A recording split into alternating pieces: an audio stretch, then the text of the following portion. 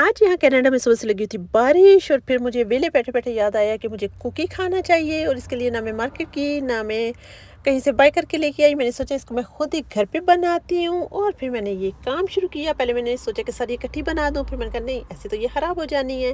फिर मैंने 6 और 6 2 बार इनको 2 बार गिरोह में 6 और 6 करके बनाया और बनने के बाद इनकी शक्ल देखिए ऐसी प्यारी लाजवाब और खूबसूरत। ऐसी तो मैं आपको किसी मार्केट से भी नहीं मिलने वाली जैसी कुकी मैंने बनाई है। और इनकी खुशबू इतनी प्यारी है कि पूरा किचन क्या पूरा घर कुकी की खुशबू से महक रखा था। जो भी आता था पूछा था आहा आज तो कुकी बनी है। तो ये थी जी मेरी होममेड चॉकलेट चिप कुकी। और देखिए कितनी प्यारी लग रही है, लग नहीं रहा ना मैंने बनाई है बहुत।